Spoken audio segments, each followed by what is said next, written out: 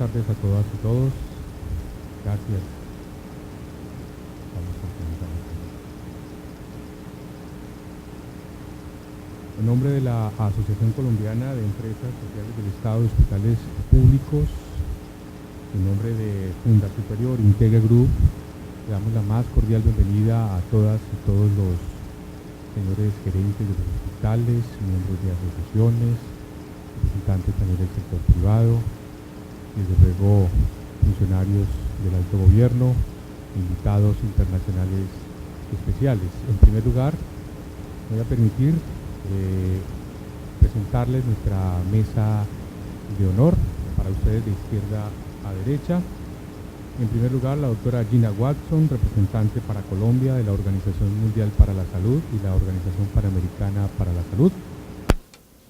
Sigue la doctora Olga Lucía Zuluaga Rodríguez, que es nuestra directora ejecutiva, presidenta encargada de la Asociación Colombiana de Hospitales Públicos y Empresas Sociales del Estado. Sigue el doctor Gustavo Morales Cobo, superintendente nacional de salud en representación del gobierno nacional, que nos está acompañando el día de hoy con un compromiso importante de escuchar la posición de todos ustedes, los hospitales públicos.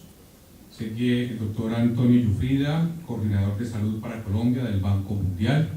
Le damos también el máximo agradecimiento.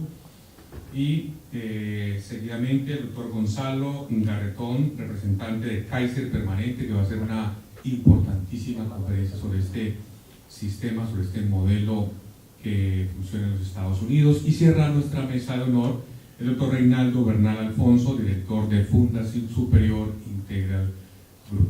Así que les pido que nos pongamos de pie para entonar las notas marciales de nuestro himno nacional de la República de Colombia.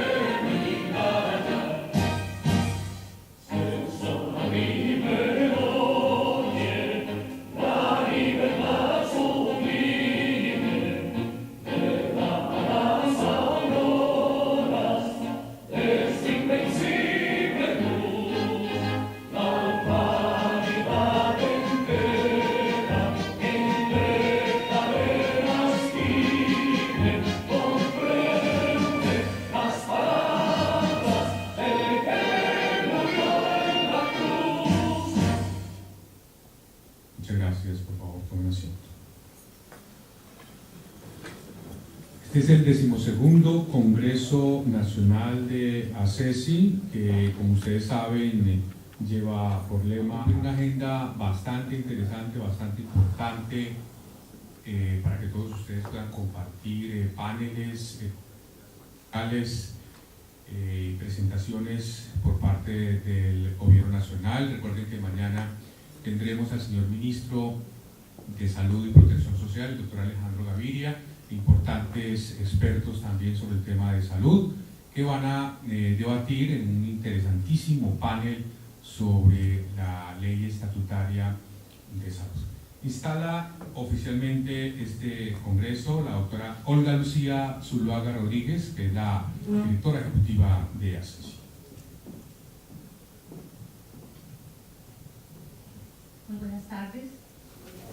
Un saludo muy cordial a los integrantes de la mesa principal, doctor Gustavo Morales Cobo, superintendente nacional de salud, doctora Gina Watson, representante de Colombia de la OPS-OMS, doctor Antonio Yufrida, coordinador de salud para Colombia del Banco Mundial, doctor Gonzalo Garretón, representante de Kaiser Permanente, doctor Reinaldo Bernal Alfonso, de Funda Superior.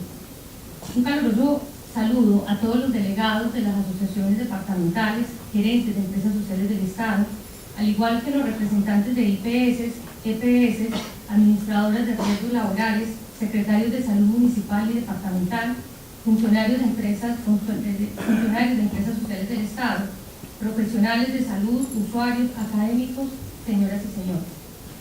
Sobresale la presencia de un importantísimo grupo de expositores nacionales e internacionales que han aceptado nuestra invitación para exponer sus diferentes tesis sobre el sistema de salud colombiano, al igual que compartir otros modelos que nos servirán de herramienta para realizar los cambios que requiere nuestro sistema de salud.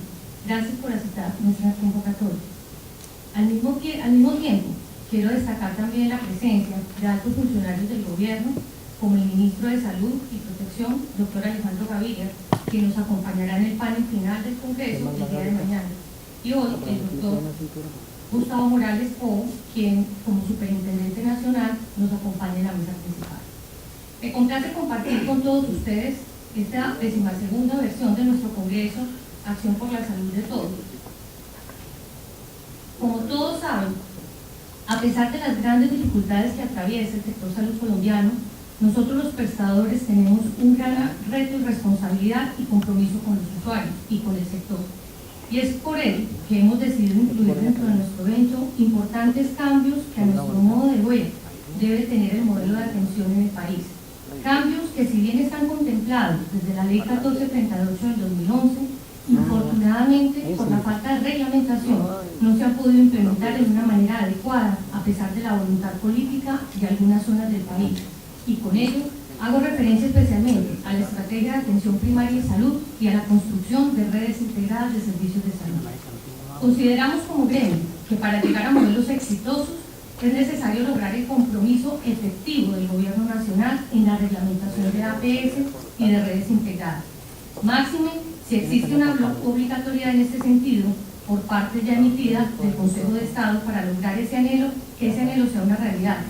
Es necesario que diferentes entes estatales se hablen entre sí y armonicen sus conceptos para así lograr la eliminación de obstáculos que tiene la normatividad vigente y que impiden la conformación y entrada en operación de las redes integradas de salud para que sean realmente efectivas.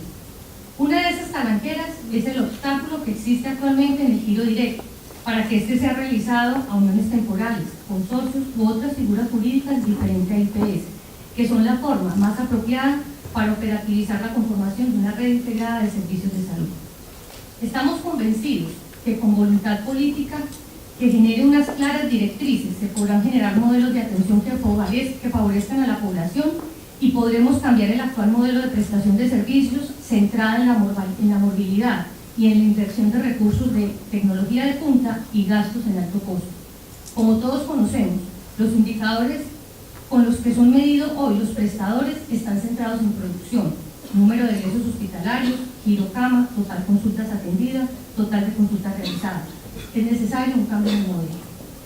Otro reto que tenemos como prestadores públicos está encaminado al cumplimiento no solo de los nuevos estándares en habilitación, los cuales nos exigen unas inversiones en pro de la seguridad del paciente, sino comenzar por el camino de generar una estandarización de procesos que permitan lograr la acreditación de nuestras instituciones en el mediano plazo.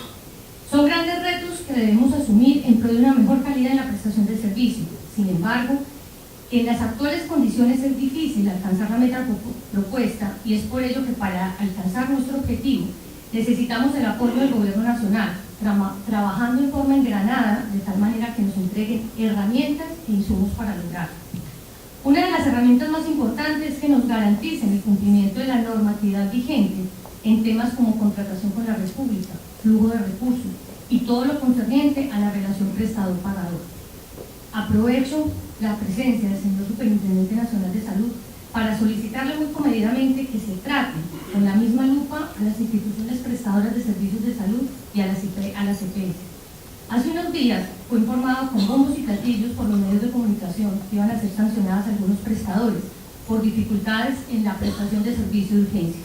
Quiero aclarar que celebramos que la Superintendencia haga su trabajo de inspección, vigilancia y control, máxime en temas tan álgidos como la seguridad de atención al paciente. No obstante, debe tenerse en cuenta que trabajar con calidad y tener el personal idóneo y necesario para cumplir los estándares de habilitación generan unos costos de operación que a muchos prestadores les está quedando imposible cumplir por las irregularidades existentes en el flujo de recursos y la cartera cada vez más creciente, que a pesar de existir normativa claramente definida para la aclaración de cuentas y pago de cartera, como lo contemplado en la circular 030, reglamentación que lamentablemente la mayoría de EPS sigue violando en forma flagrante. En estos casos, no vemos resultados contundentes en donde las investigaciones se traduzcan en sanciones efectivas y podamos ver un flujo de recursos realmente efectivo. Respetuosamente, señor superintendente, necesitamos a pasar de indagaciones, averiguaciones, inspecciones y recopilación de pruebas anunciadas en medios de prensa contra EPS que vienen incumpliendo a verdaderas sanciones ejemplares. Es trascendental para el sector, tras el anuncio de nuevos decretos de habilitación a empresas promotoras de servicios de salud desde el punto de vista financiero, que se analice el verdadero estado de sus recursos económicos, toda vez que existen entidades que llevan más de un año sin cumplir con sus márgenes de solvencia y patrimonio mínimo, como es el caso de la EPS Pública Capricorn y otro número importante de EPS del subsidiado. No se entiende que no se tomen determinaciones contra esas organizaciones públicas o privadas y que no se promuevan medidas obligatorias de aclaración de las cuentas, situación que será lo único que pueda salvar a los prestadores cuando se decida liquidar a estas entidades en problemas. De otro lado, como lo anuncié al comienzo de mi intervención, hay que destacar la presencia de varios invitados internacionales en nuestro encuentro académico. Y quiero hacer una mención especial a la presentación que se hará del modelo Kaiser permanente. Modelo que, si bien es diferente al colombiano por estar operando en los Estados Unidos, vale la pena estudiarlo, analizarlo y evaluarlo, porque permite la creación de las redes integradas de servicios de salud contempladas en nuestra normatividad. El Congreso que hoy instalamos nos va a dar la gran oportunidad de generar un debate frente a la contratación también de recursos humanos, toda vez que mientras ya está bastante clara la normatividad en cuanto a la obligatoriedad de que tienen los hospitales públicos de contar con plantas temporales y los procedimientos de las oficinas de inspección, vigilancia y control del Ministerio de Trabajo anuncian multimillonarias sanciones a las ESES que no cumplen esa disposición, el gobierno, por otro lado, no tiene resuelto el mecanismo presupuestal que garantice el pago de estas nóminas. No es un tema de poca monta, porque no es posible exigir, por un lado, estabilidad laboral y, por el otro lado, no garantizar los recursos para pagar estos compromisos laborales. Es imposible ser empresas a las que se les exige un cumplimiento de metas, indicadores de gestión, planeación y altos estándares de calidad por la mañana y por la tarde, que seamos entidades con un criterio social, altruista, con sensibilidad casi filantrópica. Para culminar nuestro evento tendremos un panel sobre la ley estatutaria, en donde tendremos diferentes posturas sobre el comunicado de la Corte Constitucional que declaró la exequibilidad condicionada. Con la presencia del señor Ministro de Salud y Protección Social al final del panel, tendremos la oportunidad de obtener respuestas a muchas inquietudes que tenemos los actores del sector. Por ejemplo, cómo en la práctica se va a poner en marcha la ley estatutaria para que se logre garantizar el goce efectivo al derecho a la salud. Bueno, como pueden ver, nos deparan temas muy interesantes en estos 2 días intensos de trabajo. Aspiramos a que la agenda se cumpla rigurosamente y que el nivel de las conferencias y en general del programa cumplan con todas sus expectativas. Muchas gracias de nuevo por su presencia y sean todos bienvenidos.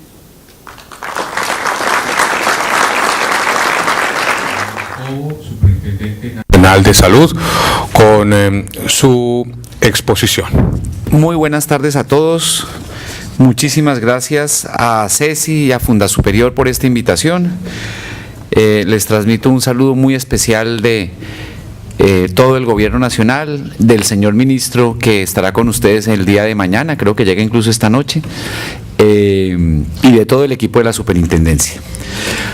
Como ven, yo tengo aquí preparado algunas diapositivas sobre el tema específico que se nos ha asignado para dar inicio a este evento, pero quiero poner esta presentación en un contexto un poquito más general y compartir con ustedes algunas reflexiones más generales de estructura y de coyuntura que pueden ser muy interesantes, especialmente después de escuchar las interesantes palabras de la doctora Olga Lucía Zuluaga.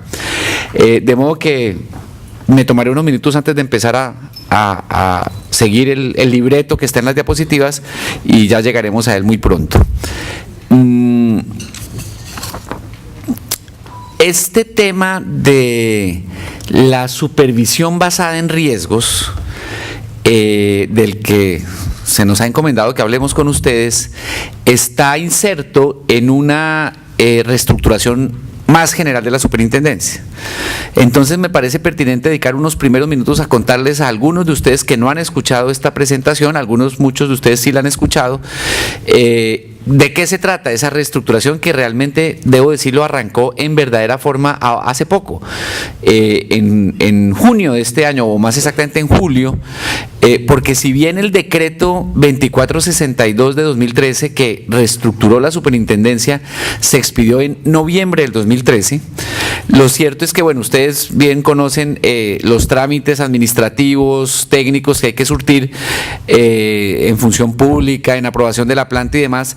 De modo que, digamos, la posibilidad de echar a andar la nueva estructura de la superintendencia solo fue posible a partir de febrero o marzo de este año, pero en ese momento entró a regir la famosa ley de garantías que impidió que hiciéramos los ajustes y los nombramientos y las designaciones durante varios meses, y solo a partir de finales de junio, después de la segunda vuelta presidencial, fue posible hacer, digamos, poblar la entidad con base en esta nueva estructura, y por eso es una cosa en términos reales o prácticos relativamente nueva.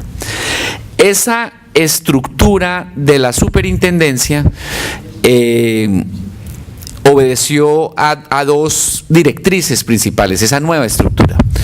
Una, el tema de que el plan de desarrollo aprobado como ley de la República desde el 2011 ordenó que la superintendencia se reestructurara con el fin principal de volverse una entidad protectora de los usuarios del sistema de salud.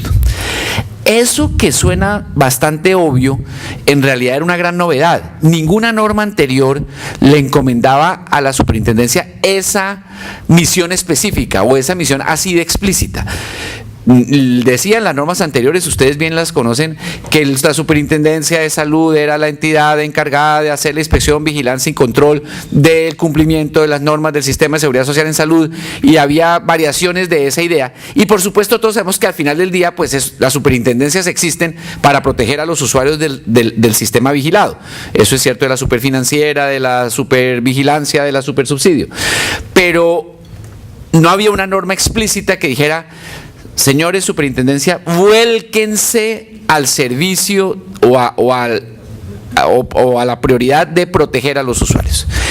Y por otro lado, en los últimos años, desde la anterior reestructuración de la super, que databa del 2007, se habían expedido varias normas que le imponían nuevas tareas a la superintendencia, pero esas nuevas tareas no estaban reflejadas en una estructura que respondiera a ellas.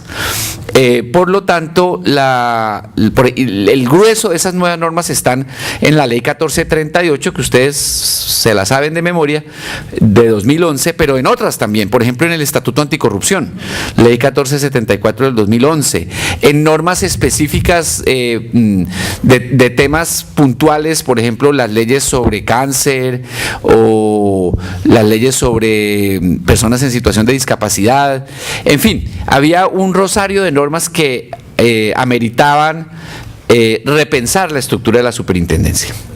Entonces, bueno, y tal vez entre esas normas valía la pena mencionar un decreto ley del año 2011, el decreto 4185, que ordena que la supervisión de los riesgos financieros de las EPS se trasladen a la superintendencia financiera. En fin, entonces, con el pleno apoyo del Gobierno Nacional y atendiendo una orden explícita del legislador, se embarcó el gobierno en reestructurar esta entidad y en efecto se expidió, como les dije hace un momento, el decreto 2462 del 2013. Yo tengo, y algunos de ustedes se han aburrido escuchándome, una presentación muy larga sobre en qué consistió esa reestructuración, pero eso es una explicación de organigrama burocrático que no prometo no aburrirlos con eso, pero quiero que entiendan las dos o tres ideas que orientaron esa reestructuración. Una fue la necesidad, como les digo, de volcar la entidad a que su misión principal sea la protección al usuario. No su misión, no, ese no es el efecto final, implícito, deseado de la labor de la superintendencia, sino que es la misión explícita e inmediata. Eso, que suena como una sutileza conceptual, en realidad es muy importante desde el punto de vista del diseño y de la ingeniería interna o de la arquitectura interna de la entidad.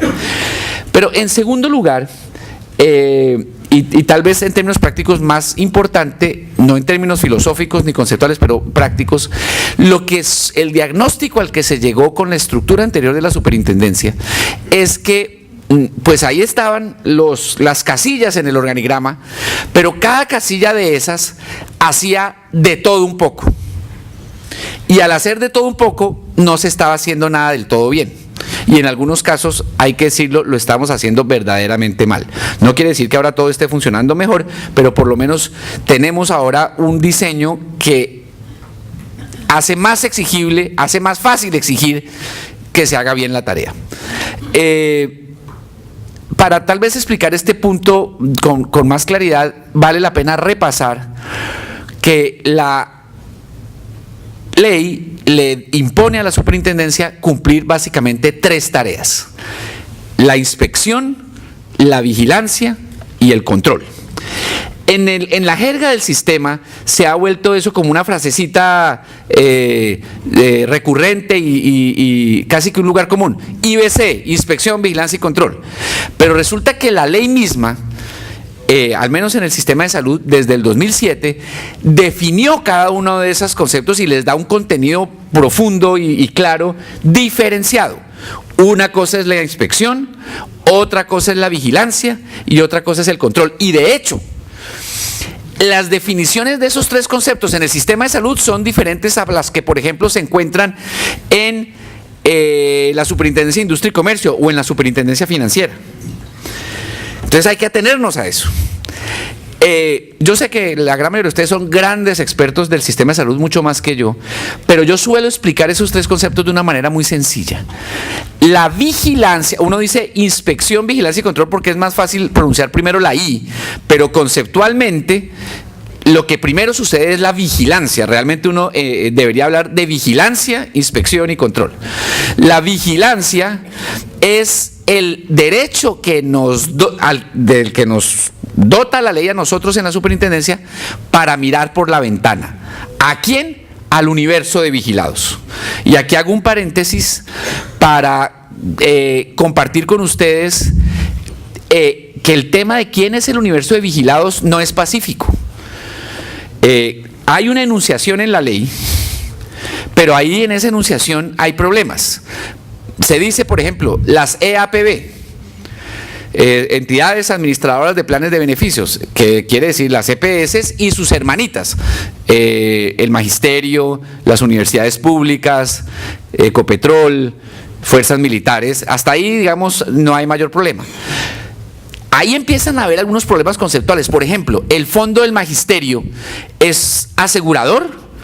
A mí me visitó en estos días el presidente de la fiduprevisora y me dijo: a mí me están llegando tutelas porque a un señor no lo atendieron en Montería, a un maestro no lo atendieron en Montería, pero yo no soy una EPS. Resulta que el señor no es una EPS, pero es un pagador de servicios de salud. ¿Es él el responsable de que al señor maestro en Montería no lo hayan querido atender? Ahí hay una discusión, digamos, conceptual. No la vamos a solucionar aquí, no es el tema, pero quiero decirles que el tema de qué le vigilamos y a quién no es del todo pacífico, porque luego viene el tema de los prestadores. Es claro quiénes son prestadores, aunque hay unas zonas grises, ¿no? Ustedes en las ESES claramente son IPS, técnicamente hablando, instituciones prestadoras de salud, y sobre ustedes no hay duda, pero por ejemplo, el gimnasio que tiene un médico de planta es vigilado nuestro. La óptica que vende anteojos en el centro comercial y que tiene un optómetra que hace labor de revisión de la miopía y debería ser vigilado nuestro. Y más allá de eso hay un problema de cuantificación. La definición de cuál es el universo de vigilados en el tema de prestadores depende del la información que transmiten las entidades territoriales al registro de prestadores del ministerio, y sobre esa transmisión pues hay deficiencias y zonas grises. Pero estoy simplemente haciendo para no hablar de la paradoja enorme que es que la ley dice que nuestros vigilados son las direcciones territoriales de salud. Y resulta que solo hay 4 departamentos con dirección territorial de salud. Entonces se ha planteado, algunos abogados han planteado, cuando se defienden de sanciones que imponemos nosotros, el tema de que las secretarías de salud, como las conocemos ordinariamente, no son vigiladas nuestras. Cierro el paréntesis, pero ya les queda en la cabeza que la definición del universo de vigilados es, en ocasiones, hay debates ahí en ese universo. Pero cierro el paréntesis para volver al hilo conductor y decirles, vigilancia es el acto de mirar por la ventana al vigilado. Y el vigilado tiene el deber de abrirnos la cortina de la ventana a través de la información principalmente que nos envía por circular única. Es una labor estatal que, si no tuviéramos autorización de la ley, no podríamos hacer. En principio, el Estado no puede mirar por la ventana sin autorización de la ley. Es una autorización importante, es una potestad importante, pero es hasta ahí una autorización pasiva. Debemos mirar y diagnosticar, analizar qué vemos por la ventana. Si vemos algo raro, hasta ahí la vigilancia. La ley nos autoriza a entrar por la puerta y abrir los cajones o abrir los closets. Esa es la inspección, que ya es una potestad más invasiva, más intrusiva, si se quiere, y es la que hacemos a través de nuestras visitas, nuestras auditorías, nuestros requerimientos, nuestras instrucciones, etcétera, etcétera. Es un paso más allá. Y con base en la información que se allega vía vigilancia, mirar por la ventana, o vía inspección, entrar por la puerta y esculcar los cajones, nosotros tenemos que tomar medidas. Esas medidas son el control. Esto no me lo estoy inventando yo, así de clarito está explicado en el artículo, me parece que 40, de la ley 1122 del 2007. Pero a veces, en la maraña de normas, se nos pierden estas obviedades.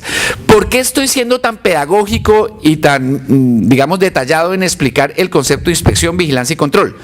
Porque justamente la nueva estructura de la superintendencia se basa en tener muy claros esos conceptos. Y ya paso a explicar por qué. El control, entonces, es la consecuencia de lo que se descubra a través de la inspección y vigilancia.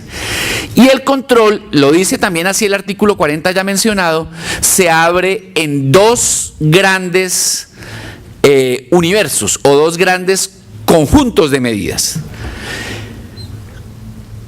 En ambos conjuntos están dentro del capítulo control, porque si definimos control como la consecuencia administrativa de un hallazgo que se descubre vía inspección o vigilancia, pues ambas son control. Pero casi que uno puede afirmar que son conceptos opuestos, esos 2 conjuntos de medidas. Repito, género control, pero especie son 2 distintas y casi opuestas. Una, la conocida por todos ustedes, las sanciones.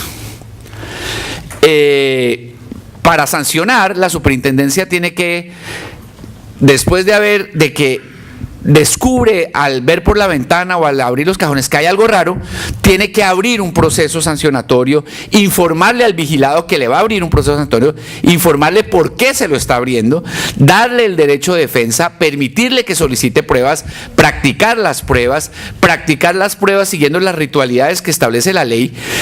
Obviamente no es un proceso judicial, ustedes eso lo tienen clarísimo, pero nuestra Constitución dice que el debido proceso también se aplica a las actuaciones administrativas y hay que aplicarlos. Eso termina en una sanción o en una decisión de archivo después de escuchar unos alegatos, y a esa decisión le cabe un recurso, una segunda instancia, en la mayoría de los casos. Ese es el camino sancionatorio, y doctora Olga Lucía, al final voy a hacer algún comentario sobre ese camino sancionatorio en relación con el tema de flujo de recursos que usted bien mencionó en sus palabras de instalación. El otro camino, el otro conjunto de medidas de control son exactamente lo contrario a una sanción, porque su propósito no es determinar si ha habido una responsabilidad y fijarla, sino salvaguardar una institución para proteger al usuario. Allí, ¿por qué digo que son casi contrarias? Porque allí no hay debido proceso. Claro, hay un debido proceso en el sentido de que al señor hay que informarle que se le va a imponer una medida y él tiene algún derecho al pataleo, algún recurso, pero no hay que surtir toda esta ritualidad de abrir la investigación, practicar las pruebas, alegatos de conclusión, recursos, porque si surtimos todo ese proceso no salvaguardamos la institución y por lo tanto se perjudica el usuario. Ese conjunto de medidas es la que en la técnica de nuestro sistema se llaman las medidas especiales. La más radical y digamos fuerte de todas es la liquidación. En nivel de gravedad le sigue la intervención para administrar y luego hay un conjunto de medidas como por ejemplo la vigilancia especial, el programa de recuperación, las órdenes de recapitalización, en fin, todas ellas traídas del estatuto financiero, porque en Colombia no tenemos un régimen particular de medidas especiales cautelares o preventivas en el sistema de salud. Quiero señalar que si bien ambas son ejemplo de control, porque son consecuencia de lo que se halló en inspección o vigilancia, son opuestas, y hago esta precisión porque en ocasiones nos hemos enredado en un debate tonto en que se nos controvierte a nosotros las decisiones cautelares de medidas especiales porque no cumplimos el debido proceso sancionatorio. Y resulta que el solo hecho de plantear esa controversia es un error, porque es que en la medida especial yo no tengo por qué aplicar el debido proceso sancionatorio justamente porque no estoy sancionando. Que de pronto los hallazgos que me llevaron a tomar la medida especial también den lugar a abrir un proceso sancionatorio, bueno, pues ábralo, señor superintendente, y proceda, pero son conceptualmente dos cosas distintas, ¿sí ven? Por eso es que es posible, para poner un ejemplo con nombre propio, intervenir Saludcop sin necesidad de sancionar a Saludcop por los hechos que llevaron a la intervención. A Saludcop le hemos sancionado por otros hechos, o incluso podríamos sancionarlos por los mismos, pero son dos películas distintas. Teniendo claro, y perdónenme que haya sido tan pedagógico, pero es que si no entendemos estos conceptos básicos, no entendemos la reestructuración de la super. Teniendo claro que una cosa es la inspección, otra la vigilancia y otra el control, lo que sucedía en la superintendencia bajo la estructura anterior era que la delegada financiera, la delegada de atención en salud, la delegada de protección al usuario hacían las tres cosas simultáneamente. Entonces teníamos un contador o una contadora o un experto en finanzas de la salud, de delegada de gestión de recursos, que tenía que saber cómo se practica una prueba, cómo se abre un auto de investigación, porque se le imponía que mirara por la ventana, que esculcara los cajones, que adelantara procesos sancionatorios, que justificara las sanciones y que justificara eventualmente una medida especial. Entonces, lo que hicimos con la reestructuración fue que cada dependencia de la entidad haga una o dos cosas, pero las haga bien. Y repito, no quiero aburrirlos con el mapa completo, pero básicamente agrupamos todo el tema sancionatorio en una sola delegatura que está llena de abogados que saben de eso, que saben cómo contar un término, que saben la diferencia entre una notificación por estado y una notificación por edicto y una notificación personal y una comunicación. Y esos personajes adelantarán los procesos sancionatorios ¿con base en qué? En los hallazgos que haga ¿quién? Otras dependencias de la entidad. Básicamente tres dependencias que ahora solo tienen la función de hacer inspección y vigilancia, pero no control. ¿Sí me están siguiendo? Entonces, como pueden hacer inspección y vigilancia, pero no control, se pueden dedicar a eso con exclusividad. Y estamos entonces avanzando muchísimo en mejorar nuestros procedimientos de auditoría. Vamos a anunciar la próxima semana una modificación de la circular única para simplificar enormemente los formatos. Eso pues es un anuncio que me permito hacer desde ya. Vamos a pasar de 270 formatos que hay hoy en día a unos 110, que a mi juicio siguen siendo mucho, pero pues el avance es notable. Y hay entonces una delegatura institucional que, como lo explicaré ya ahora que me sumerge en la presentación, hará la supervisión basada en cumplimiento de normas.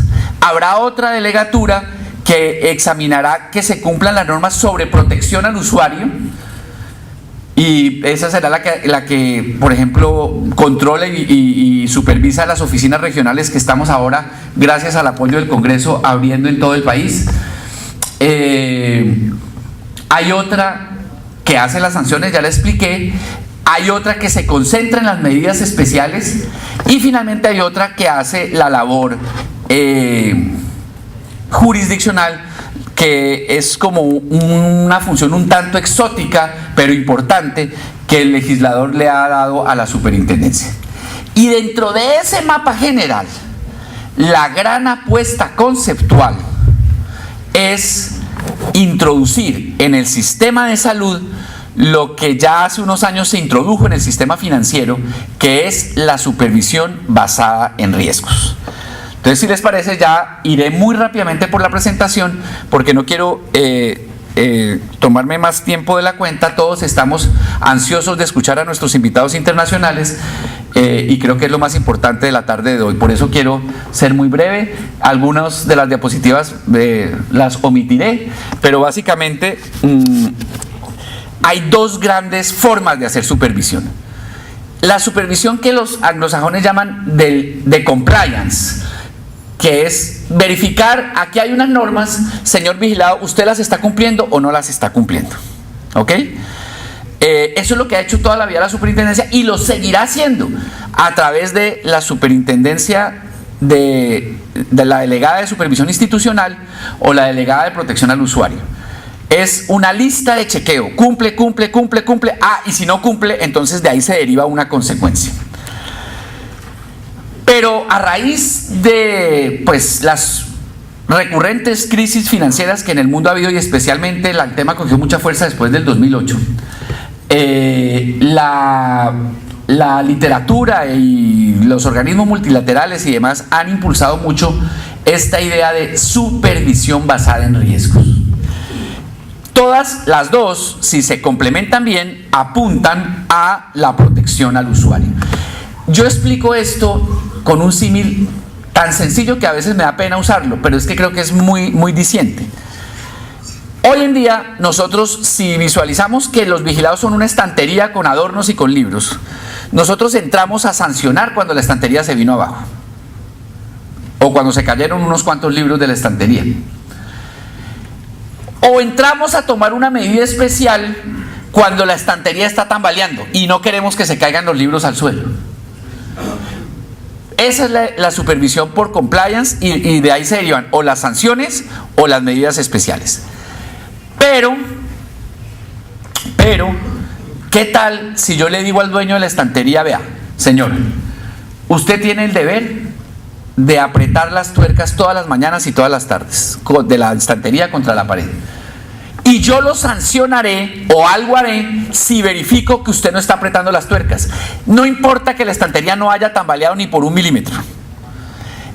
Eso es la supervisión por riesgos. Ese acto de apretar las tuercas diariamente es un sistema de administración de riesgos. ¿Cuál es el riesgo que se quiere evitar? Que la estantería se caiga. ¿Cómo lo evito? Con un sistema. ¿Cuál? Apretando las tuercas. ¿Tiene, señor vigilado, usted o no ese sistema puesto? Si no lo tiene, así no haya pasado nada, yo lo sanciono o algo hago. Y eso es lo que en lo que consiste la supervisión por riesgos. Pero repito, voy a pasar rápidamente por ese tema porque varios de nuestros conferencistas, especialmente el doctor Antonio Giuffrida del Banco Mundial, va a hablar de ese tema, aunque con énfasis en salud. Y además les cuento la infidencia de que el doctor Antonio está liderando el equipo del Banco Mundial, que con mucha dedicación, interés y generosidad nos está apoyando en echar a andar este tema en la Superintendencia de Salud. Ahí ven ustedes lo que hace la supervisión por cumplimiento tradicional. Revisa aspectos contables, cumplimiento de normas y requerimientos, y hay unas normas financieras que hay que cumplir, como en una fotografía estática, se mira que se cumplan. Esa es la supervisión tradicional, que es muy importante y hay que seguirla haciendo, pero la conclusión que se ha llegado en el mundo entero, o la literatura moderna entera, es que es importante, necesaria, pero no suficiente. La supervisión por riesgos es una supervisión prudencial dinámica porque mira las tendencias en el tiempo y permite al supervisor actuar antes de que ocurra el problema. Y su instrumento más importante son los sistemas de administración por riesgos. Entonces, como ven, hay como dos momentos o dos fotografías. La fotografía estática, ¿cumplió usted o no cumplió? Y la fotografía dinámica, ¿para dónde va la tendencia de usted como entidad vigilada o de usted como sistema? Bueno, las definiciones de riesgo ustedes las conocen. Y la definición en salud pues es tal vez la que más pertinente es acá. La probabilidad de un resultado sanitario adverso o un factor que aumenta esa probabilidad. ¿Cómo evitamos que ocurra eso? Ese es el tema de administración por riesgos. La definición de cuáles riesgos debe mirarse en el sistema de salud pues es materia de alguna controversia. De pronto Antonio nos va a ilustrar sobre ese tema. Por ejemplo, y aquí hay como debates conceptuales que aún no tenemos del todo superados. El riesgo de que a un cirujano se le quede la tijera dentro del paciente al cerrarlo, ¿ese es un riesgo de salud? Pues sí, ¿no? Pero conceptualmente los expertos en riesgos dicen sí, pero si usted es el supervisor, usted tiene que mirar eso como un riesgo operativo. Y hay toda una ciencia de cómo se atenúan o se controlan los riesgos operativos. Los riesgos ambientales. ¿Cuáles son los riesgos ambientales en el sistema de salud? ¿Es un mal gobierno corporativo un riesgo en sí mismo o un supuesto para evitar otros riesgos? En fin, los debates conceptuales son muchos. Ustedes ven aquí una posibilidad de clasificación, una posible tipología, pero creo, Antonio, que esto incluso es materia de algún debate en la literatura, ¿cierto? Aquí está la estructura de la superintendencia que les acabo de explicar, donde hay una delegatura de supervisión por riesgos que apenas estamos echando a andar ahora, una delegatura de protección al usuario, una delegatura de supervisión institucional, una delegatura de medidas especiales, la delegatura de procesos administrativos sancionatorios y la delegatura de funciones jurisdiccionales que podemos mencionar al final.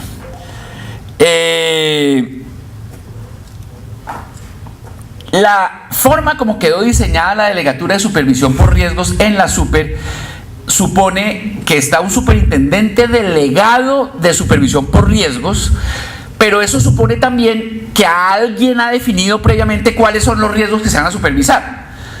Eso requerirá seguramente adecuación normativa, aunque ya algo hay para el régimen contributivo, y se hizo una apuesta que yo a veces creo que no, o me pregunto si nos equivocamos o no, y es que se dijo, bueno, cualesquiera que sean los riesgos, uno los puede agrupar en dos grandes grupos: los riesgos en salud y los riesgos financieros, y creamos dos direcciones, la de dirección de supervisión por riesgos en salud y la dirección de supervisión por riesgos financieros.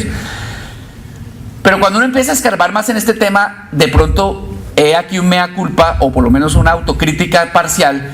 Quizá creamos una camisa de fuerza excesiva, porque puede ser que los riesgos más importantes del sistema de salud no sean los riesgos en salud. A ver si me explico.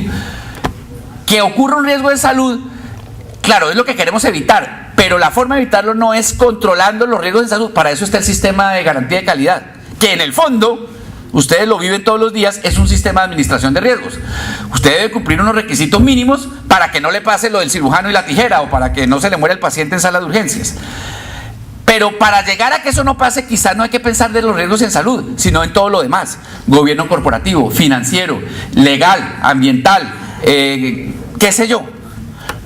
Como ven, los debates son, al menos en el nivel conceptual, supremamente interesantes. Esto que parece elemental se nos olvida, o por lo menos a mí, todos los días. Un sistema de administración de riesgos no es sino este menú de la abuela sencillísimo. Hay que identificarlos, medirlos, controlarlos y monitorearlos. ¿Cuál es la labor de la superintendencia? Verificar que ustedes estén haciendo eso todos los días. Cuando digo ustedes, pues ustedes en el ámbito de sus competencias, los demás vigilados en el ámbito de las suyas. Y hay una cosa también obvia. A mayor riesgo financiero, es más posible que se haga una mala gestión del riesgo en salud. Una entidad quebrada difícilmente puede hacer gestión del riesgo en salud. Y por eso en la supersalud se le da tanto énfasis a lo financiero, cosa que algunos critican, ¿no? Es que usted se la pasa mirando estados financieros. Sí, y yo a veces quisiera no mirarlos tanto, pero es que es un presupuesto elemental para evitar los riesgos en salud. Como les digo, esto apenas está empezando a andar, prácticamente empezó en julio y el Banco Mundial, Antonio lo explicará ahora con un poco más de detalle, nos está apoyando en ese arranque, pero algo hemos hecho ya. Tenemos ya investigada la literatura nacional e internacional sobre el tema. Bueno, lo más importante es que ya tenemos el cascarón, ya hay un decreto que nos dice hagan eso. Y lo hemos empezado haciendo o a hacer vía la revisión de la literatura. Estamos trabajando con Proesa, esta entidad de investigación patrocinada por la Fundación Valle del Lili y la Universidad ICESI de Cali, en cuál deben ser las reglas de gobierno corporativo en el sistema de salud. Y sobre eso, Olga Lucía, diré algo al final, específicamente respecto de las ESES. Y como les decía, hemos hecho un acuerdo de cooperación con el Banco Mundial que ya está a pleno vapor, donde nos están ayudando a mirar el tema de la supervisión basada en riesgos y algo muy relacionado con eso, casi inserto en eso, que es cómo se van a implementar las nuevas normas de información financiera internacionales. Pues hay cosas que decir sobre el tema de gobierno corporativo, que creo que es un presupuesto de la administración por riesgos muy importante, y podría quedarme aquí toda la tarde contándoles, pero ya captaron ustedes la idea general. La Superintendencia Nacional de Salud se está aventurando, autorizado por el legislador y con apoyo del gobierno vía decretos, en disminuir la supervisión que se basa en el cumplimiento de cada inciso y cada parágrafo de la maraña de normas que hay en el sistema de salud, que es inmanejable, y se va a concentrar cada vez más, y ese es como un legado que aspiramos a dejar en esta superintendencia durante este paso, como siempre transitorio por este tipo de cargos, en ver que ustedes y las demás entidades del sector tengan una administración de riesgos sistémica, permanente y cada vez más completa. Algunos de ustedes, yo lo sé porque lo he conversado con ustedes, han trabajado muchísimo en este tema. Gestar Salud, por ejemplo, que está aquí presente, ha movido muchísimo este tema en distintos escenarios, pero necesitamos la ayuda de ustedes para que esto nos salga bien. Muy bien, eso, doctora Olga Lucía, era el tema encomendado, pero déjeme para terminar hacer como unos anuncios y comentarios parroquiales. Uno es, ya lo anunciaba, que yo estoy muy preocupado con el tema, y tiene mucho que ver con esto, del gobierno corporativo de las ESES. Ahí hay varios temas para mirar. Uno, no hay realmente muchas reglas sobre ese particular, ahí hay un vacío.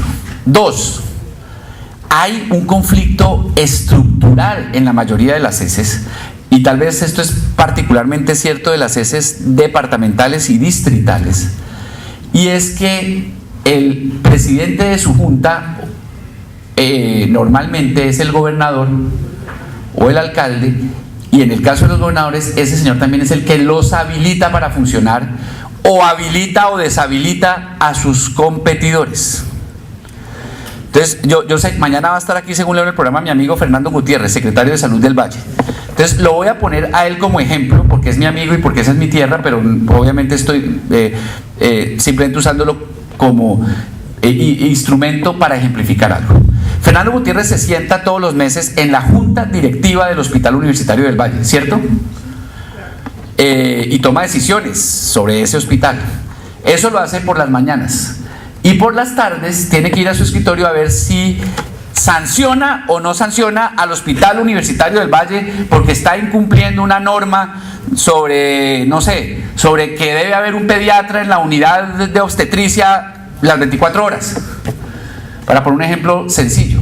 Pero también ese mismo señor Fernando Gutiérrez, amigo mío, tiene que habilitar a la clínica privada que 10 cuadras calle abajo va a poner un servicio oncológico o un servicio de UCI pediátrica que compite con el del hospital cuya junta él preside y que le interesa que facture más. Ahí hay un tema estructural que me parece grave y que me parece que le está haciendo mucho daño a las ESES y que va a requerir un cambio normativo.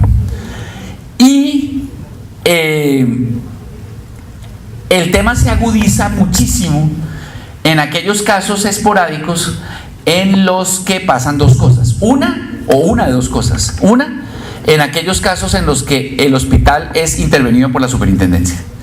Porque en esos casos, ustedes lo saben, la primera consecuencia de una intervención es que se suspenden los órganos de gobierno corporativo. De modo que esta última consideración no es solo de las ESES. Por ejemplo, yo tengo ese problema gravísimo en Saludcop. Saludcop es la 14ª empresa más grande del país, punto. No la 14ª empresa más grande del sector salud, no, es la 14ª empresa del país. Lleva intervenida 3 años por la superintendencia y al interventor, hoy en día un excelente funcionario que es el doctor Guillermo Grosso, pues le toca manejar eso sin una junta directiva, sin una asamblea, porque esos son los órganos que se suspenden con la intervención. Y si hemos dicho que el gobierno corporativo es por lo menos, si no más, un buen gobierno corporativo es el supuesto básico de una buena administración, creería yo que la intervención no puede seguir teniendo como efecto la suspensión de los órganos de gobierno. Porque ni siquiera la Madre Teresa de Calcuta haría bien una tarea si no tiene una junta directiva que le esté controlando y preguntándole cosas, ¿no es cierto? Entonces ahí hay una preocupación que les dejo como inquietud y que sé, Olga Lucía, que va a estar debatida en estas jornadas de hoy y de mañana. Otro tema, cambio de tema en este capítulo final de anuncios parroquiales. Las preocupaciones que ustedes tienen válidamente sobre el tema de flujo de recursos. Yo les quiero compartir ahí una cierta perplejidad. Y es la siguiente, doctora Lucía, usted clamó en sus palabras iniciales porque la superintendencia sancionara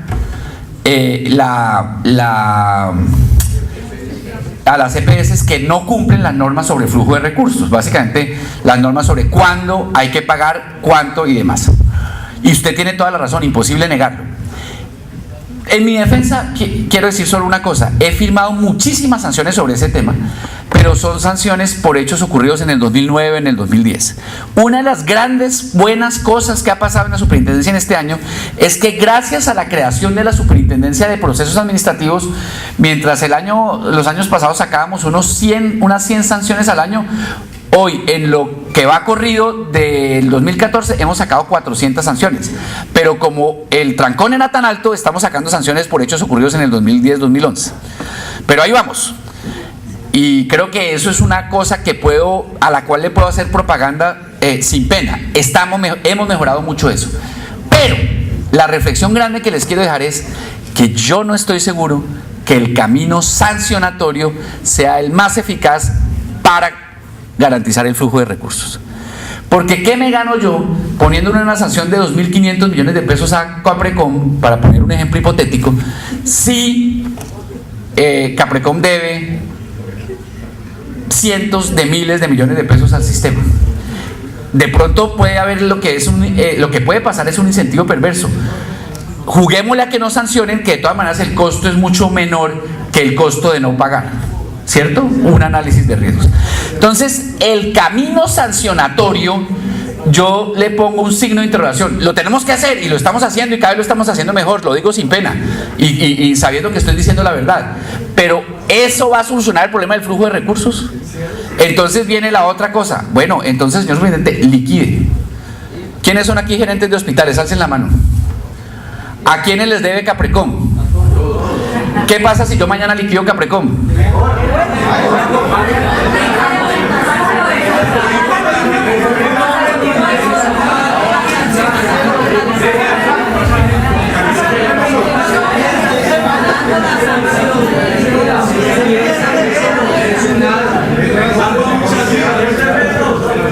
¿Y la deuda?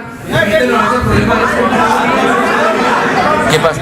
A ver, no sé si tienen claro que si yo liquido, esa deuda se queda sin pagar.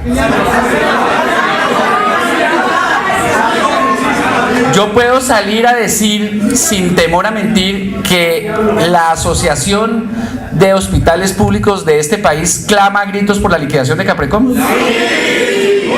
¿Alguien opina lo contrario? Pero ¿por qué va a responder el gobierno por la intervención de cómo Caprecom no está intervenida? ¿Y por qué? Pero a ver, no entiendo. A ver, vamos a ver. Entonces, ¿alguien opina en contra? Pasó igual con Calisalud, súper. Era llevada. En el valle nosotros decíamos, no tiene liquidez, termínenla. Se terminó y nos quedó viendo plata, pero nos hicieron un favor. Okay. Aunque la súper finalmente no terminó esa y aquí como, a ver, ya capté la idea, pero ¿y aquí como en otros temas el tamaño importa? O sea, el hecho de que Calisalud y Caprecom sean 15 veces diferentes en tamaño, ¿no cambia el análisis? ¿Es indiferente? Se sigue ganando la deuda. Bueno, a ver, Marta. Hay un tema con Caprecom que, bueno, o sea, cuando nosotros fuimos a Caprecom en Antioquia, la UPC de Caprecom, la UPC de Caprecom siempre fue. A nosotros Caprecom nos pagaba mejor que todas las empresas del Estado. Lo que pasa es que no nos pagaba. O sea, la negociación era con la mejor parte, no nos pagaba. Pero tiene otra cosa y es que está donde otras no entran. O sea, están en unos municipios a donde otras EPS no les interesaba entrar. El tema está en que si existe un real control sobre la organización, creo que si eso sería capaz de intervenirse, es como la SED. Las empresas sociales del Estado se necesitan, porque ninguna se va a ir para Villa del Fuerte, San Andrés. Le hablábamos San Andrés de Cuercia, no se va a ir un prestador privado, porque lo que le interesa es ganar mucha plata. Entonces, así como pedimos la subsistencia de las empresas sociales del Estado, digamos, bien vigiladas, bien manejadas con honestidad, hay un tema en Caprecom que es conocido por todos, que es el tema de la burocracia, la politiquería, el manejo, la politiquería. Si se interviene eso y es bien manejada Caprecom, yo creo que esa EPS pública se necesita. También hemos pedido a gritos que no haya intermediación. Si la razón de ser de Caprecom nos paga bien, nos paga a tiempo y es bien manejada, tiene un buen gobierno corporativo, yo diría que debería persistir, porque hay muchos aseguradores que no se van a querer ir para los municipios pequeños donde hay poblaciones que para ellos no son rentables. Entonces, pero el tema es que se maneje bien, porque es que no nos podemos quedar muchos años, esperando a que eso se enderece y eso no se endereza. Si se interviene y se le pone un buen gobierno corporativo, creo que podría funcionar. Señor, gracias, Marta. Y adiciono algo, operativamente pensando en el beneficio del usuario, hay un doble daño por Caprecom. Uno, el daño financiero sobre las empresas, y dos, el daño de no tener red. En el caso en el Tolima, no hay ninguna red de Caprecom que nos pueda garantizar el beneficio de la prestación del servicio de ese usuario. Entonces, hay hospitales, nosotros somos un hospital de segundo nivel, no tenemos toda la capacidad técnica. ¿Cuál es el tuyo? Hospital San Rafael del Espinal. Ah, sí. Y en el Tolima no hay prácticamente red para los pacientes de Caprecom. Entonces es una situación muy difícil para el usuario cuando la institución recibe un paciente que no le puede dar toda la integralidad del manejo médico. Okay. Y entonces hay un riesgo muy alto sobre el usuario adicionalmente. Muchas gracias. Saludcop. ¿También? ¿Lo mismo?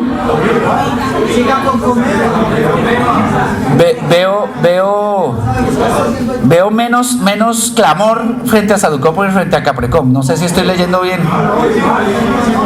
¿Sí? Señor.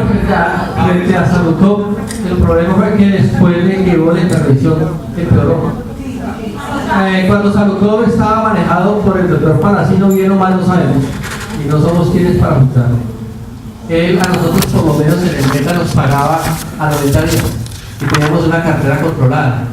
Hoy tenemos una cartera casi a 2 años que se ha cuadriplicado y no ha habido poder humano para que pague. Okay. Y en el caso de Caprecom, ni siquiera los acuerdos directamente con la gerente se cumplen. Y vamos a ver la nueva EPS, está por las mismas, como está por las mismas. Entonces, las IPS estamos reventadas porque no pagan, y pues vemos que en la superintendencia le pasamos las solicitudes de que nos acompañen en las negociaciones, que nos acompañen en los procesos de cobro de cartera para que no nos sancionen a los gerentes, y no vemos el acompañamiento real de la superintendencia. Ese es un clamor que creo que todos estamos... Okay. Tomo nota de esa última petición, pero tal vez voy a tratar de conceptualizar y con esto cierro. Esto para beneficio sobre todo de Gonzalo, de Gina, Antonio de pronto sí conoce bien esto, pero estamos hablando, Gonzalo, de varias, pero específicamente de dos grandes aseguradoras. Una, tú sabes que aquí tenemos dos regímenes, el subsidiado, que como su nombre lo indica es subsidiar a las capas más pobres de la población, y el contributivo. En el subsidiado, la empresa más grande de lejos es una empresa pública que se llama Caprecom, que es de la que hemos hablado en los últimos 10 minutos, y en el contributivo, la empresa también de lejos más grande es una que se llama Saludcop, que entró en una crisis hace 3 años, o bueno, es una crisis que se venía gestando y fue intervenida por la superintendencia y sigue intervenida por la superintendencia de salud. Y todos los años, por ahí en abril, mayo, se abre el debate de si se va a liquidar o no Saludcop. Y yo he optado por una tesis cautelosa que a raíz de esta reunión pues va a cambiar, creo, y es que soy de la teoría, pero déjenme por lo menos defender la posición que había hasta hace 2 minutos en mi cabeza. Soy de la teoría de que las liquidaciones pueden, como quedan las deudas insolutas, pueden hacerle más daño al sistema que los beneficios. Y eso me ha frenado. Yo ya he liquidado, yo no soy una persona que diga esto sin haber liquidado. Yo liquidé Sol Salud y liquidé Humana Vivir, y ahora estamos liquidando con Fenalco Antioquia. Y pues por lo menos en el caso de Sol Salud se quebraron varios prestadores, y en el caso de Humana Vivir en Bogotá también se quebraron varios. Y con Fenalco, aunque con Fenalco yo tengo una esperanza que creo que pronto va a resultar cierta, y es que sea la caja la que responda, no el pedacito de la caja que estaba asignado al sistema de salud, que eso es una trampa que se han inventado las cajas absolutamente injustificada. Es la caja completa la que tiene que responder, porque fue la caja la que se endeudó. No, eso es un tema que ustedes saben que es una pelea que estoy dando. Bueno, yo dije esta mañana en El Tiempo, por ahí algunos de ustedes lo leyeron, que la liquidación de Caprecom es una opción, pero es la última opción. Entre otros, la doctora Lucía me regañó. ¿Usted por qué dice que es la última opción? Pero nadie vio lo que había en esa frase entre líneas, y es que es una opción. El año pasado no lo era. Me queda eso en la cabeza, pero doctor Antonio, usted que me está ayudando a mirar el tema de riesgos, me tiene que mirar a ver cómo sopesamos. ¿Se puede liquidar de un momento a otro las dos empresas más grandes de los dos regímenes sin que eso cause un trauma? El señor Paulson hizo eso con Lehman Brothers en el 2008 y se paralizó la economía mundial. Yo quiero pues evaluar con mucho cuidado, pero créanme que este clamor que percibo acá me cambia el paradigma que tengo en la cabeza, y de pronto ustedes están dispuestos a darse la pela con el fin de solucionar el problema. El caso de Calisalud es muy interesante, pero ahórame, por ejemplo, que por lo menos aquí el tamaño importa. Que Calisalud, pues estamos hablando de una cosa 15 veces más grande.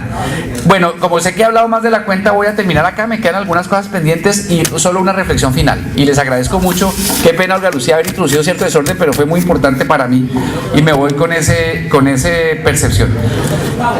Miren, señores queridos, amigos queridos, ustedes, muchos, la mayoría de los que están aquí sentados, están reivindicando lo público, y los quiero felicitar por eso. Ya es hora de que demos por terminado ese debate estéril y absurdo de que lo público no funciona y lo privado sí. La mayoría de los hospitales públicos que yo he visitado en este año de correría por el país son hospitales públicos con muchas dificultades, sí, pero cuando son bien manejados, prestan un servicio social, alcanzan a ser rentables, y yo quiero instarlos a que sigan por esa senda, a que le callen la boca a los que critican lo público de oficio. Aquí el tema no es si las cosas son públicas o privadas, sino si están bien administradas o mal administradas. Y la mayoría, por no decir que todas las caras que veo aquí sentadas, son muy buenos administradores públicos. Como superintendente y como ciudadano reconozco y agradezco eso. Muchísimas gracias. Señor superintendente, me solicitan acá que hagamos, pues ya se arrancó la dinámica, pero hay muchas inquietudes que quieren expresar acá los gerentes de los hospitales. Arranco por la doctora Olga Lucía Zuluaga, a ver, una pregunta. Con todo respeto, Juan Manuel Olga Lucía, miren, van a ser las 4, yo me extendí un poco más de la cuenta. Ahí está previsto al final una sesión de preguntas y yo quiero que escuchemos a nuestros invitados internacionales, que para eso vinimos. Yo no quiero decir que no quiera contestar preguntas, pero me parece que debemos ser disciplinados con la agenda, ¿no? ¿Se va a quedar? Sí. Si se queda, no hay lío. Bueno, muy bien. Entonces, ante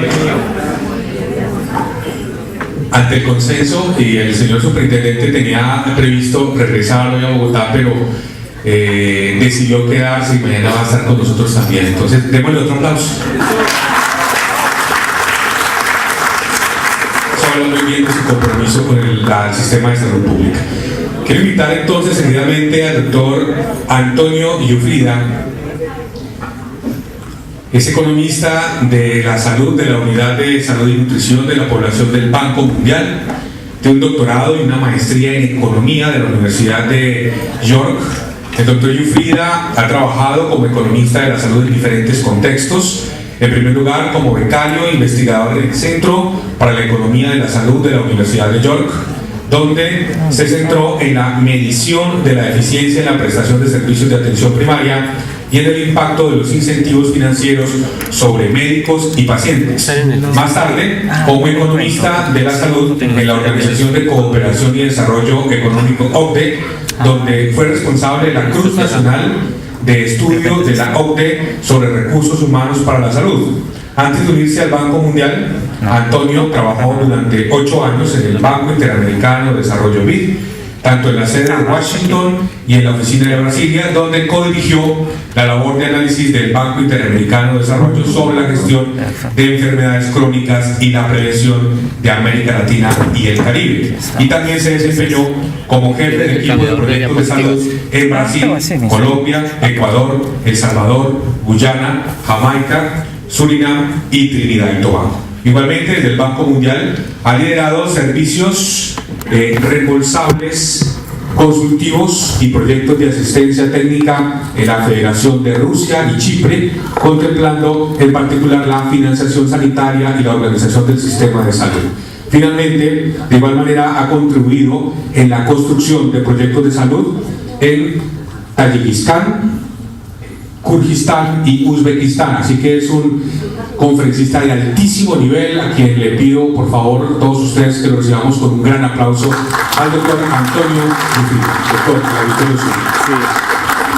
la buenas tardes, muchísimas gracias por esta invitación. Primero de todos por la oportunidad de venir aquí en Santa Marta, esta hermosa ciudad que conocí hace algunos años, y también la oportunidad de conversar con ustedes sobre el tema de riesgo en salud, y también de la oportunidad de empezar ese diálogo con ustedes como representante de uno de los más importantes proveedores de servicios de Colombia, en el marco del proyecto que el superintendente mencionó, que estamos empezando. Empezamos hace poco más de un mes en apoyar las superintendencias en este viaje, porque de verdad es un viaje, no es algo que se cumple en 2 meses, en 3 meses o en años. Prácticamente voltar en una supervisión que volteada al manejo de los riesgos. Empezando, en mi presentación voy a hablar solamente del riesgo de salud, no voy a hablar de los otros riesgos, pero una pequeña, comentarios también a la presentación del superintendente, cuando mencionaban en su presentación los riesgos principales que en nuestra primera fase del trabajo identificamos en el riesgo claramente en salud, pero también el riesgo operativos, el riesgo de capital, de liquidez. Estas categorías, como el superintendente mencionó, efectivamente no son categorías objetivamente dogmáticas que existen en todos. Existen discusiones sobre los alcances específicos de cada categoría. Y la definición concreta en Colombia no va a caer del cielo, van a ser construidas en un proceso juntos con todos los actores. Y por eso efectivamente es una de las primeras fases de trabajos que vamos a empezar con la superintendencia de convocar todos los actores del sistema general de seguridad social en salud de Colombia, claramente los prestadores públicos, también los prestadores privados, las EPS, para que juntos podemos llegar a una definición de riesgos que sea compartida, clara, porque esto es el segundo elemento principal de la supervisión basada en riesgos, donde la responsabilidad del manejo de riesgos es una responsabilidad compartida, donde la superintendencia, el supervisor, brinda instrumentos, pero como el superintendente mencionó, al final la responsabilidad es el interés de los actores que implementan su sistema de manejo de los riesgos, porque es interés de los hospitales que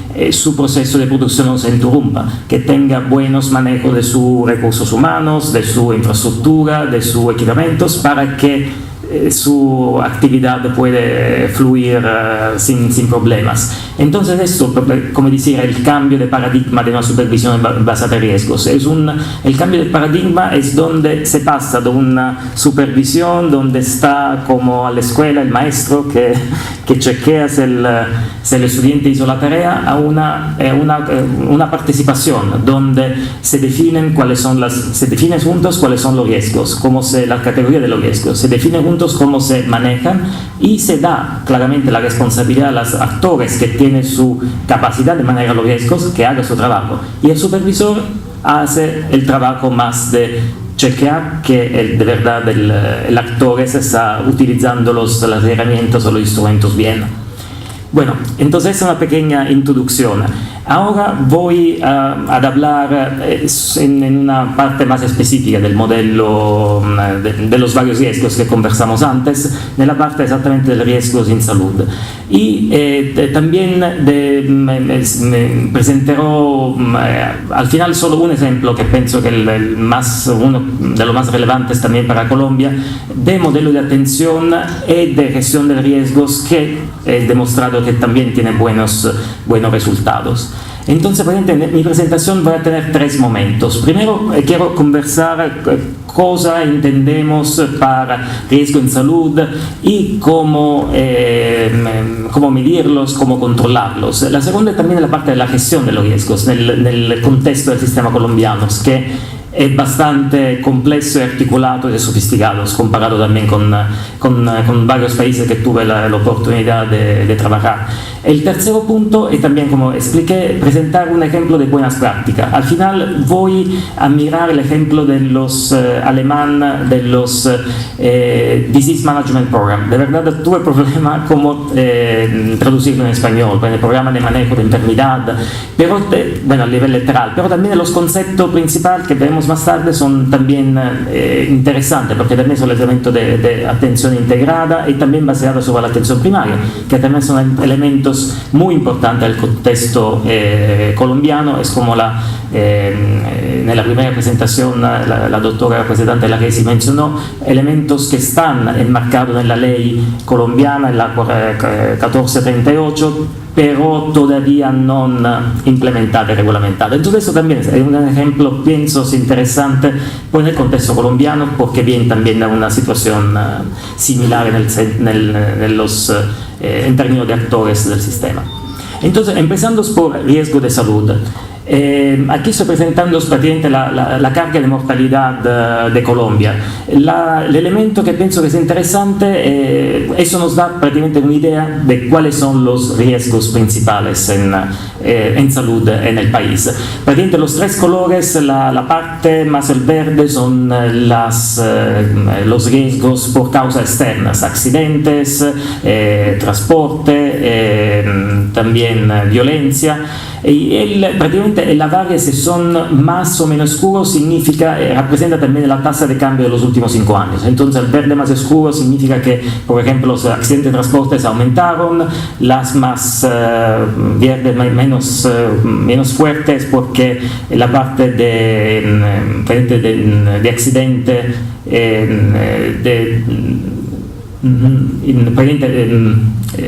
como dice, voluntarias, exacto, suicidio, bajó. La parte roja, color naranja son las enfermedades transmisibles.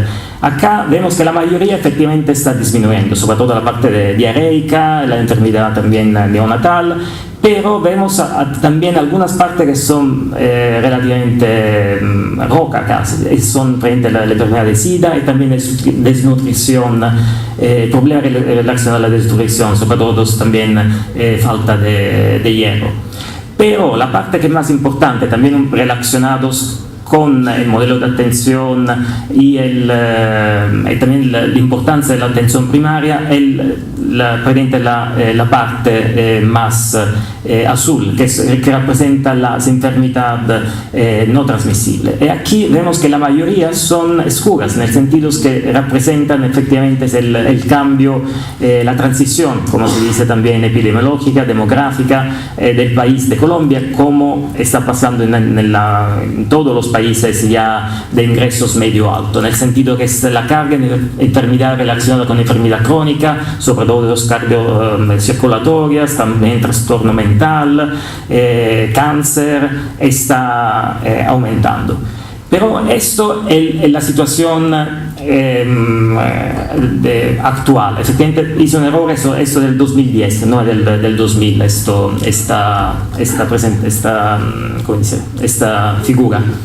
Pero la cosa más importante es que los riesgos de salud no son estáticos. Aquí estoy mostrando los principales 20 causas, los principales 20 riesgos de salud en Colombia entre el 2010 y el 20 años antes, 1990. Y vemos que son cambios significativos. Primero de todo, algunos, no modificados. Los accidentes, la violencia entre personas siguió lamentablemente en primer lugar. Pero como comenté, los problemas cardiovasculatorios, el problema de corazón isquémicos aumentaron, también problemas de trastorno mental, SIDA, aumentó en manera drástica. Eso se está volviendo de verdad un problema prioritario por el país. Pero el mensaje principal de esta lámina es que los riesgos de salud cambian en el transcurso del tiempo. No es una situación estática, es una situación en continua evolución. Entonces, también la manera de detectar y manejar los riesgos tiene que modificarse en el tiempo. Y aún más, en esta lámina quiero mostrar cómo los riesgos mudan por aspecto específico, segmento específico de la población. Aquí miramos los riesgos por grupo etario y también por sexo. Tenemos una situación que es totalmente diferente entre grupos etarios. Felizmente aquí los colores son diferentes, pero la parte, por ejemplo, aquí amarilla son las enfermedades transmisibles, diarrea, SIDA, que otra vez en algunos grupos etarios disculpe, estos son los hombres, estas son las mujeres. Infelizmente, frente a su izquierda tienen las mujeres, tienen los hombres, disculpe. Si no me equivoco, sí, a las izquierdas son las mujeres. Entonces, por ejemplo, esto que son en rojo los accidentes de violencias, claramente son muy elevados en grupos poblacionales relativamente jóvenes, entre 24 y 40 años, hombres. Pero mujeres tienen otra característica. Otra dimensión que tiene que considerarse en una identificación y manejo de los riesgos en salud y también el ámbito geográfico. En el sentido, esa diferenciación que aquí presenté simplemente es por sexo y grupos etarios es aún más diferenciadas si miramos los varios ámbitos geográficos de un país como Colombia, que están heterogéneos y diferentes. Entonces, eso es presente el primer mensaje de mi presentación. Los riesgos de salud no es un concepto estático, es un concepto dinámico que muda con el tiempo, muda con la población y muda con los grupos específicos que identificamos. Entonces, no es para manejar bien los riesgos de salud, se necesita hablar de riesgo específico por población específica, se necesita una estrategia individualizadas por grupos poblacionales específicos. El segundo elemento es cómo manejar estos riesgos en el contexto de Colombia. Entonces, como mencioné antes, y también el superintendente claramente mostró en su presentación, los actores del sistema de salud colombiano son varios y cada uno con sus funciones específicas, que pero todos brindan al mismo objetivos, claramente mejorar la salud de las poblaciones. Entonces tenemos claro los ministerios, las superintendencias, los proveedores, las aseguradoras y todos. Pero ¿cuál es el desafío también en el contexto colombiano, como ha estado definido? También el desafío que se ha estado definido en la literatura de la doble descentralización. Para doble descentralización se entiende el hecho que las varias funciones son atribuidas a actores diferentes. Entonces, el problema que surge, el problema de coordinación entre los varios actores.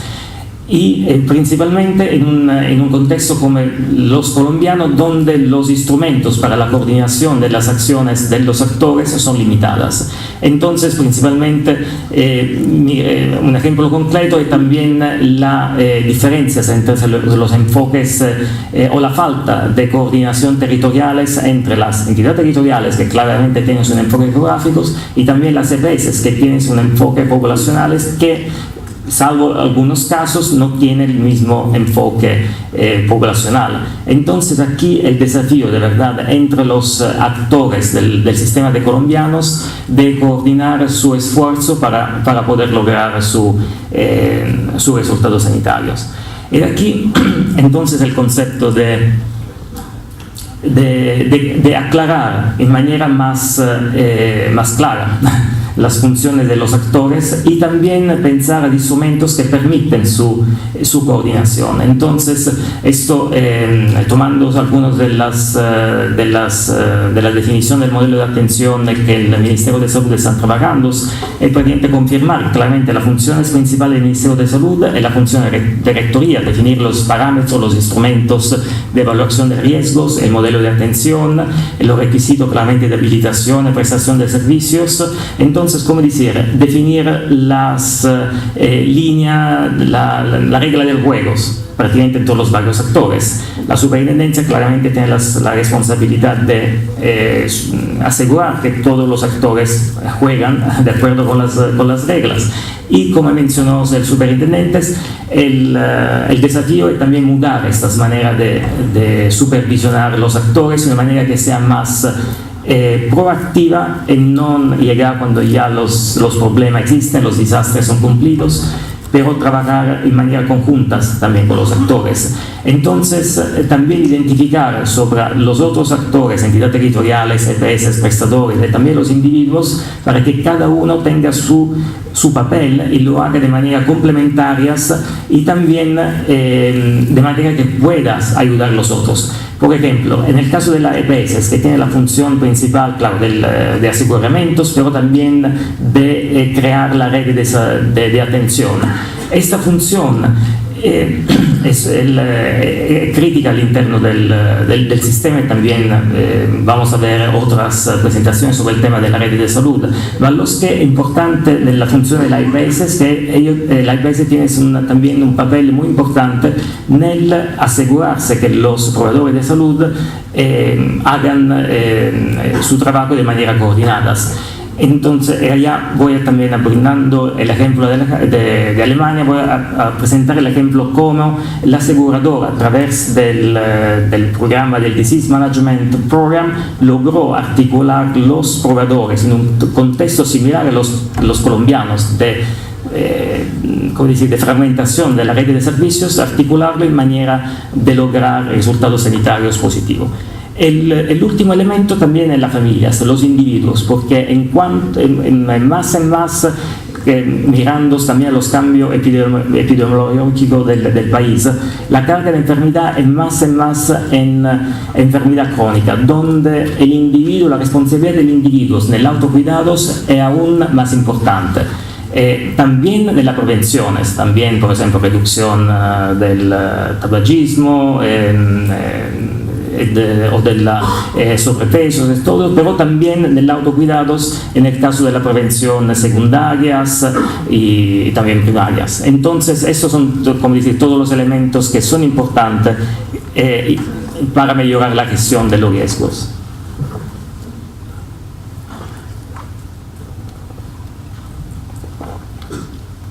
Y ahora, la tercera parte de la presentación, entonces quiero presentar el ejemplo de Alemania de los Disease Management Program, o programa de manejo de las enfermedades de manera integrada.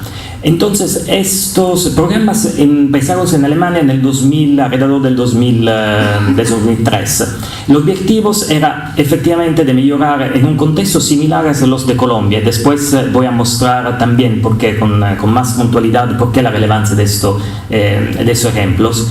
Era de mejorar la coordinación y la calidad de la atención, sobre todo en enfermedad crónica, a través del desarrollo e implementación de guía para el manejo de la enfermedad stessa. ¿Por qué se enfocaron en enfermedad crónica? Por varias razones.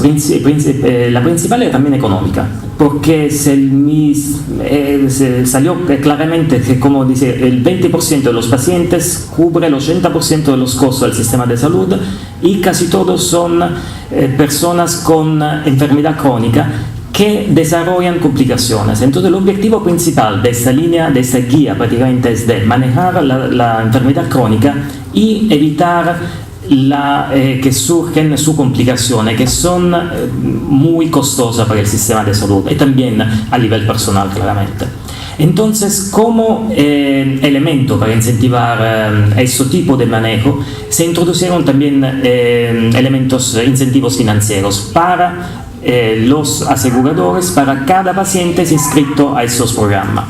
Entonces, al momento, en 2012, se desarrollaron programas por el manejo de enfermedad coronaria, insuficiencia cardíaca crónica, enfermedad pulmonar obstructiva, asma, cáncer de la mama, del seno, y al momento tenemos más de 5,5 millones de pacientes en Alemania inscritos a estos programas. ¿Cómo surgieron esos programas? Entonces, claramente, en Alemania, como en Colombia, el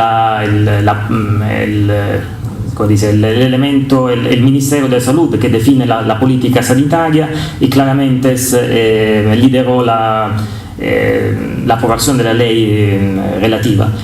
Pero otros elementos importantes que comenté al principio cuando hablaba de la necesidad de definir de manera conjunta las categorías de riesgos, en este caso se construyó un comité conjunto de todos los stakeholders que incluyó también los aseguradores, los proveedores, las asociaciones de médicos, de hospitales, porque otra vez esto es un elemento que tiene que ser construido de manera conjunta. El comité de todos los stakeholders nominó un grupo de trabajo para la definición del Disease Management Program y varios subgrupos específicos por cada enfermedad. Disculpa.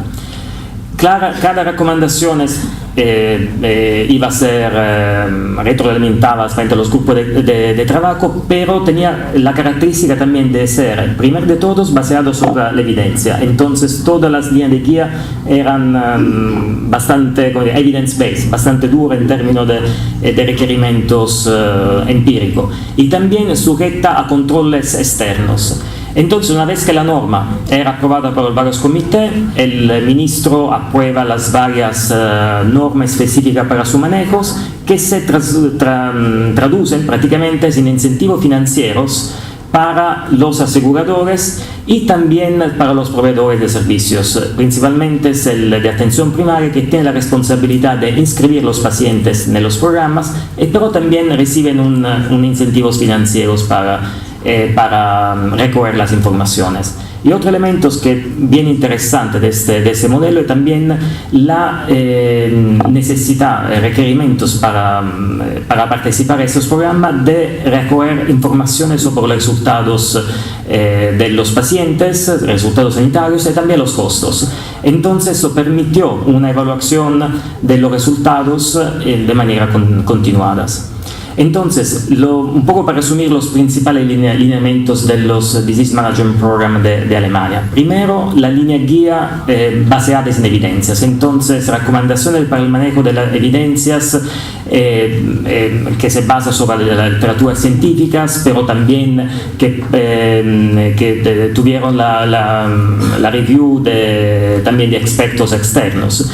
Y guía que cubre el cuidado en el manejo en salud, pero también incluye paquetes educativos para los pacientes y también para los médicos, porque como mencioné antes, un elemento importante es también la participación del mismo individuo en el manejo de su propia enfermedad, sobre todo cuando hablamos de enfermedad crónica. El segundo elemento importante es el sistema de informaciones. Como comenté anteriormente, el modelo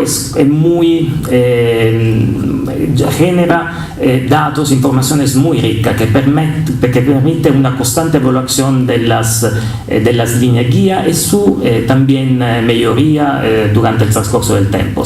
Entonces, de un lado es la registración electrónica de los pacientes, pero también a través de sistemas de informaciones en líneas electrónicas, también el monitoreo de los indicadores y de los logros de salud. El tercer elemento es el enfoque en la atención primaria, por eso también pienso bastante relevante al contexto colombiano, donde a pesar de una ley de la 1438 aprobada en el 2011, todavía la falta de regulamentación no permite de tener una atención volteada a la atención primaria como decíamos. En el caso de Alemania es interesante porque la situación era bastante similar a la colombiana, son sistemas muy voltados a la atención especializadas y no al cuidado integral. Entonces, creando este programa donde se pone la responsabilidad de la atención primaria en el escribir al paciente, pero también a manejar su estado de salud en el sistema, también permite de aumentar el perfil de la atención primaria en salud. También otro elemento importante es el enfoque en la prevención secundaria. Allá tengo que decir, sería aún más auspicable enfocarse en la atención primordial o primaria, pero también la prevención secundaria es muy importante. También, como sabemos, es bastante efectiva y costo efectiva en varias enfermedades crónicas, sobre todo, por ejemplo, en el manejo de la presión arteriosa y también en problemas como el cáncer. El otro elemento muy importante son los incentivos financieros. Como mencioné, los aseguradores reciben alrededor de $225 por cada paciente registrado para cubrir los costos administrativos, y también los médicos $33 por la primera vez que transmiten esa información en el sistema, y también $13 por cada trimestre. Y también los pacientes tienen sus incentivos a inscribirse en estos programas, porque en este caso son exentes de copago. Entonces, todos esos elementos son bien importantes, pienso, para el éxito de estos programas. El otro elemento importante, interesante, como mencioné, es la recolección de informaciones, que permite también la evaluación de los resultados. Entonces, aquí estoy mostrando solo algunos resultados relativos al programa de diabetes. Entonces, comparando la mortalidad y complicaciones entre pacientes con diabetes registrados en los programas, que son los intervenidos, los no registrados, que son los controles, efectivamente se identifican diferencias bastante elevadas y significativas, estadísticamente significativas entre los dos grupos. Entonces, mortalidad total bastante reducida en el grupo intervenidos, casi la mitad del grupo control, pero también mortalidad por complicación, porque como mencioné, uno de los objetivos principales de esos programas es de reducir las ocurrencias de complicaciones, porque con enfermedad crónica no es solo la enfermedad crónica el problema, ma todas las complicaciones que mano a mano aparecen. El otro elemento que también es interesante, como mencioné, es la posibilidad de mirar los costos entre los dos programas. Entonces, al final del día, a pesar claramente de los costos de registro y también de producción de las informaciones, los costos total por pacientes son más bajos del grupo intervenido, del grupo paciente que se inscritos a los programas de disease management. Y también en la otra lámina, esta es simplemente frente a la curva de supervivencia entre los dos grupos. En la parte B, come decirla, simplemente es el total de la población es inscrita y no inscrita. Y claramente la población con la línea roja, nel transcurso del tiempo después de la registración, la diferencia de mortalidad es bien elevada.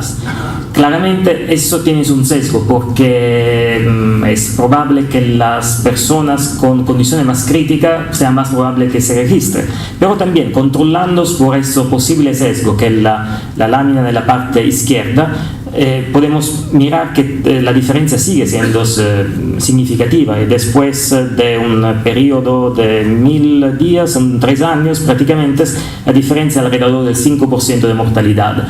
Entonces es algo yo consideraría bastante exitosa. Entonces, ¿por qué esa experiencia pienso que sea significativa e importante para Alemania? Primero de todos, por el contexto del sistema de salud, porque en Alemania, como en Colombia, tiene un sistema similar basado sobre el seguro obligatorio, casi universal, a través de empresas de seguro. En Alemania está la tradición de lo llaman Sickness Fund, que tiene tradiciones más enfocadas sobre los tipos de trabajo. Claramente en Colombia es diferente la tradición de las EPS, que viene del origen todavía entre subsidiados y contributivos, a pesar que los dos tipos de EPS tendrían que converger en su... pero tienes una estructura de sistema de actores similares al sistema colombiano. El segundo elemento, que como mencioné al inicio, claramente el tipo de perfil epidemiológico que más y más está convergiendo, en el sentido de la importancia siempre más importante de la enfermedad crónica en Colombia, y hace esto ejemplo también relevante. También el otro elemento relevante es el hecho que los dos sistemas tenían y todavía tienen los colombianos un nivel de atención, una capacidad de atención primaria relativamente débil. Y este tipo de programa permitió fortalecer la atención primaria en Colombia, porque como mencioné, la función principal de la atención primaria es registrar los pacientes, brindar los paquetes también de informaciones a los pacientes, pero sobre todo hacer como una guía en el sistema de salud cuando sea necesario, y también brindar cuidados continuados para evitar que las complicaciones surjan. Y también otros elementos, pienso similares a los colombianos y de Alemania, una elevada variación en la práctica médicas y un escaso utilizo de prácticas basadas sobre evidencias. Entonces, el último, que también, como mencionáis, era importante, existe todavía en Colombia, es la falta de incentivos entre los varios actores que todavía no permiten una buena coordinación. Y eso exactamente son los elementos que mencioné antes de la gestión, de los manejos de los riesgos, un elemento que pienso que es muy importante para alinear los varios actores del sistema.